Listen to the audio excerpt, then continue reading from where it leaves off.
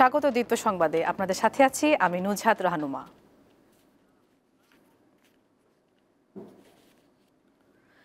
৩ বছরের ডিপ্লোমা করা নার্সদের স্নাতক সমমান দেওয়ার দাবিতে বরগুনায় বিক্ষোভ সমাবেশ করছেন নার্সিং ইনস্টিটিউটের শিক্ষার্থীরা। সেখানে রয়েছেন সহকর্মী শাহ আলী। শাহ আলী, নার্সিং শিক্ষার্থীদের বিক্ষোভের এই মুহূর্তের খবর জানান।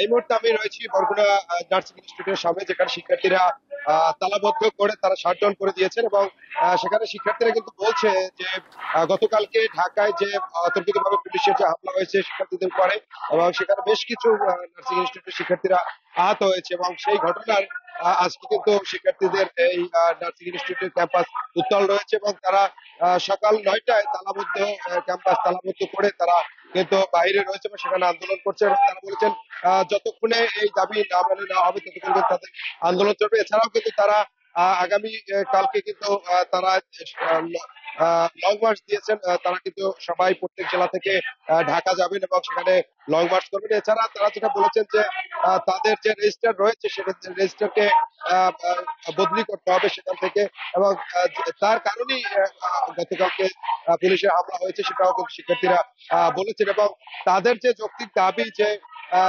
এইচএসসি পাস করার পরে তারা এই 3 বছর যে কোর্স করেন এবং সেই ডিপ্লোমা কোর্সকে সম্মান দেওয়ার জন্য স্নাতক দেওয়ার জন্য তারা কিন্তু এই দাবি এবং সেই দাবিটা কিন্তু নিয়ে তারা বেশ কয়েকদিন যাবৎ এই আন্দোলন করছেন এবং সেই আন্দোলনে কিন্তু তাদের যে ইন্টার্নিং যারা করছে তাদের কিন্তু দেখেছি যে এই রোগীদের পাশে থেকে তারা কিন্তু অনেক সেবা দিচ্ছে, সেটাও কিন্তু সেবা থেকে বঞ্চিত হচ্ছেন রোগীরা। এবং আজকে যে তালাবদ্ধ করেছে প্রশাসনিক কার্যক্রম এবং কলেজ ক্যাম্পাসের সকল কার্যক্রম কিন্তু তাদের বন্ধ রয়েছে এবং এখানে যারা শিক্ষার্থীরা রয়েছেন তারা বলেছেন যে কালকে পুলিশের হাত হয়েছে, সেই আহত অনেক লোক কিন্তু এই আহত হওয়ার কারণে তারা আজকে আবার কঠোর আন্দোলনে নেমেছে।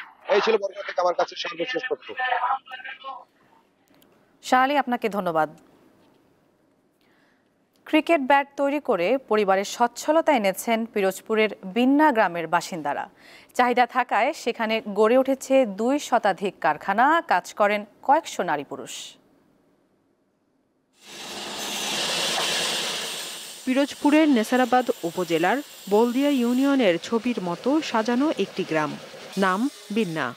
স্থানীয়ভাবে এটি ব্যাট গ্রাম নামে পরিচিত, কারণ গ্রামের প্রতিটি বাড়িতেই রয়েছে ব্যাট তৈরির কারখানা। বিন্না গ্রামে 2 শতাধিক ব্যাট তৈরির কারখানা গড়ে উঠেছে। প্রথমে গাছ আয় টলার দিয়া 4-5টা সেকশন করতে হয় মালদারে, এর পরে ব্যাট এইখানে তৈরি হয়। ফিনিশিং করা লাগে, ফিনিশিং করে মেশিনে দেয়, রং করলে পরে এগুলোর মোকামে ঢাকা বিভিন্ন মোকামে গেলে পরে এটা বিক্রি হইতে আছে। বছরে প্রায় মনে করেন প্রায় 5-10 কোটি টাকার মতন ইনকাম হইতে আছে। এবং এই অঞ্চল খুবই গরিব অঞ্চল আসলে, এখন কাজ করিয়ে সবাই এলানামলে ভালো আছে। বিন্না গ্রামে তৈরি আধুনিক নকশার ব্যাটগুলো যে কারোরই নজর কাড়বে। এসব কারখানায় কাজ করছে অসংখ্য নারী ও পুরুষ, যা তাদের পরিবারে এনেছে সচ্ছলতা। আর আমাদের সমস্যা আছে খালটা আমাদের খোদাই করানো লাগে। খাল শুকনো গেলে মাল আমাকে আসতে যাইতে ঝামেলা করে, মানে দেখা গেছে আজকে মাল পাঠাতে জোয়ার ভাড়া লাগিয়ে অপেক্ষা করানো লাগে। কম মূল্যের নরম কাঠ দিয়ে তৈরি করা এই ব্যাটগুলোর চাহিদা অনেক। ছোট বড় 2 শতাধিক ব্যাট তৈরির কারখানা রয়েছে এবং প্রত্যক্ষ এবং পরোক্ষভাবে এই কারখানায় প্রায় 10,000 লোকের কর্মসংস্থান রয়েছে। তাদের আর্থিক সহায়তার প্রয়োজন হলে বিসিক সবসময় তাদের পাশে রয়েছে। এই এলাকায় প্রতিটি কারখানায় বছরে 20 থেকে 25,000 ব্যাট তৈরি করা হয়, যা থেকে বছরে আয় হয় কয়েকশো কোটি টাকা। দীপ্ত, বার্তা কক্ষ। শেখ হাসিনার সামাজিক যোগাযোগ মাধ্যমে যেসব বক্তব্য দিচ্ছেন সে বিষয়ে ভারতের প্রধানমন্ত্রী নরেন্দ্র মোদী বলেছেন, ভারত একটি উন্মুক্ত দেশ, কেউ সামাজিক মাধ্যমে কিছু বললে তিনি তা আটকাতে পারেন না। বাংলাদেশের প্রধান উপদেষ্টা অধ্যাপক ডক্টর মোহাম্মদ ইউনূসকে এমনটাই বলেছেন মোদী। সম্প্রতি থাইল্যান্ডে দুই নেতার বৈঠকে শেখ হাসিনার বিষয় উত্থাপন করলে এমনই জবাব দেন ভারতের প্রধানমন্ত্রী। রবিবার কাতার ভিত্তিক সংবাদ মাধ্যম আল জাজিরাকে দেওয়া এক সাক্ষাৎকারে এ তথ্য জানান ডক্টর ইউনুস। রোহিঙ্গা সংকট প্রসঙ্গে তিনি বলেন, বাংলাদেশ ও মিয়ানমার বোঝাপড়ার মাধ্যমে রোহিঙ্গাদের নিরাপদ পুনর্বাসন নিশ্চিত করতে কাজ করছে তার সরকার।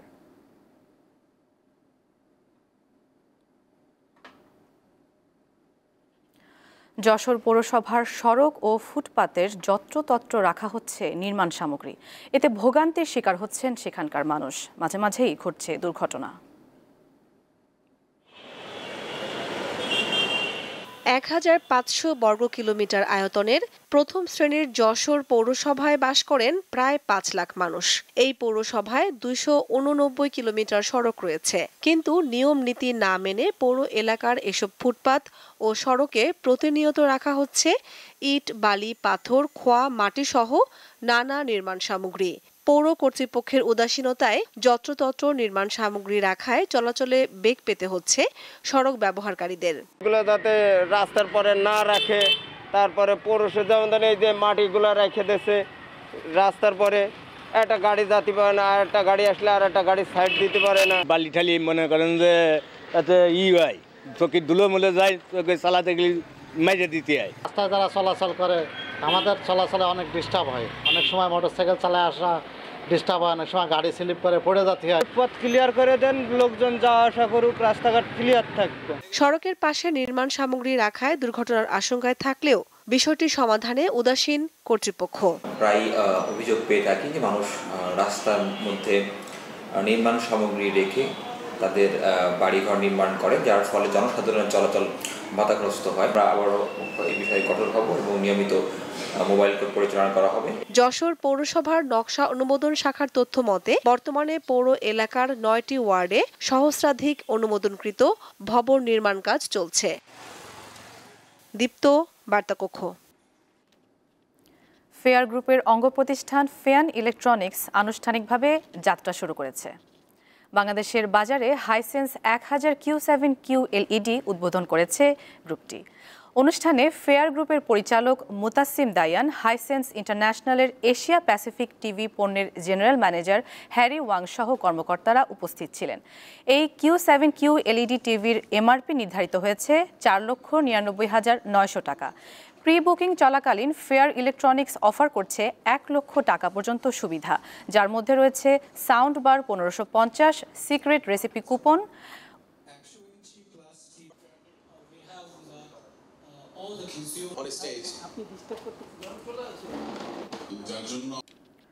কানাডার ভ্যানকুভার শহরে উৎসবে গাড়ি চালিয়ে দেওয়ার ঘটনায় নিহতের সংখ্যা বেড়ে 11 জনে দাঁড়িয়েছে। আহত হয়েছে বেশ কয়েকজন। স্থানীয় সময় শনিবার সন্ধ্যায় এই ঘটনা ঘটে। পুলিশ জানায়, ভ্যানকুভার সড়কে ফিলিপিনো বার্ষিক উৎসব লাপু লাপু চলাকালীন উপস্থিত জনতার ভিড়ের মধ্যে একটি গাড়ি দ্রুত গতিতে ঢুকে পড়ে। প্রত্যক্ষদর্শীরা জানান, গাড়িটি এলোমেলোভাবে চালিয়ে বহু মানুষকে চাপা দেয়। এই ঘটনায় কাইজি অ্যাডাম নামে 30 বছর বয়সী এক সন্দেহভাজন পুরুষকে আটক করা হয়েছে।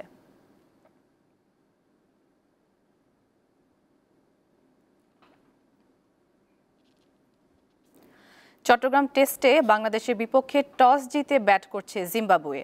এ পর্যন্ত তাদের সংগ্রহ বিনা উইকেটে 9 রান। সিলেটে প্রথম টেস্টে জিম্বাবুয়ের কাছে নাস্তানাবুদ হয়েছে বাংলাদেশ। তাই সিরিজে টিকে থাকতে হলে এই টেস্টে জয়ের কোনো বিকল্প নেই টাইগারদের সামনে। একাদশে এসেছে বেশ কিছু পরিবর্তন। ফিরেছেন এনামুল হক, নাইম হাসান, আর টেস্টে অভিষেক হচ্ছে তানজিম সাকিবের। বাদ পড়েছেন মাহমুদুল হাসান জয়, খালেদ আহমেদ, আর পাকিস্তানের উদ্দেশ্যে পাড়ি জমানো নাহিদ রানা। ম্যাচের আগে ম্যাচ রেফারি ডেভিড বুনকে তার অবসরের প্রতি শুভকামনা জানান দুই দলের খেলোয়াড়রা। I'm guessing would have batted as well. Yes, wicket, but I don't mind because in Chittagong, wicket looks like day 3, day 4, always good. With 5 centuries and 37 half centuries and was player of the match in the final. With firing after this test match, David, thank you very much for your service and you miss mate and I wish you well.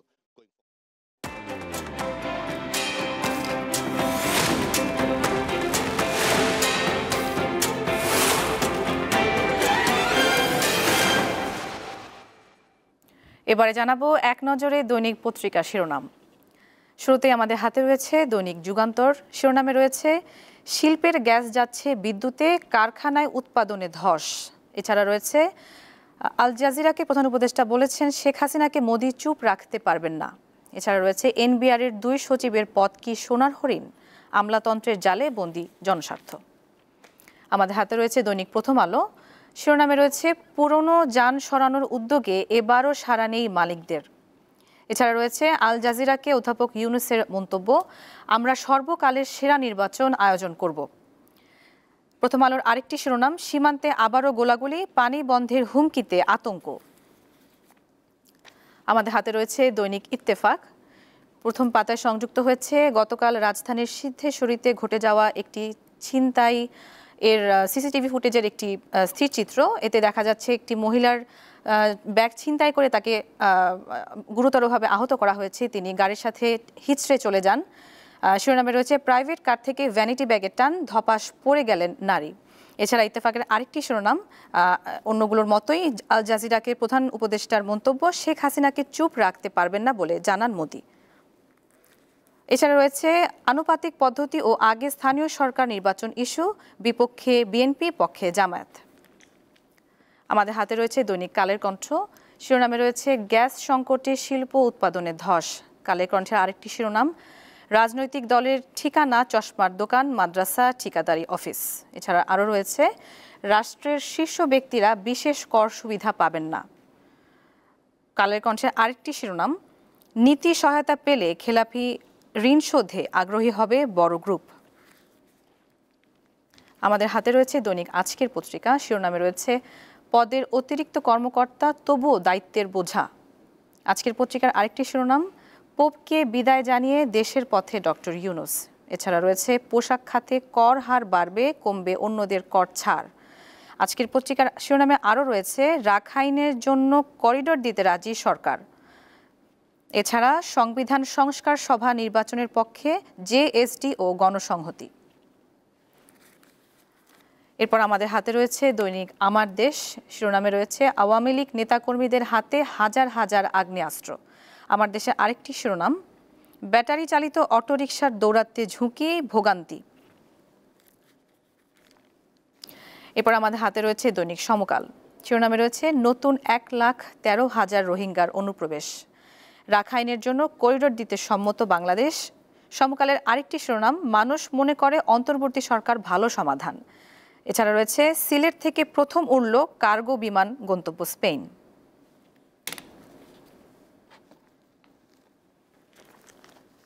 দেখে নিলাম আজকের দৈনিক পত্রিকার শিরোনামগুলো। এই ছিল এখনকার মতো। পরবর্তী সংবাদ বেলা 12টায় দেখার আমন্ত্রণ রইল। এছাড়া তথ্য ও বিনোদনের অন্যান্য খবর পেতে যুক্ত থাকুন দীপ্ত ডিজিটাল প্ল্যাটফর্মগুলোতে। সবাইকে ধন্যবাদ।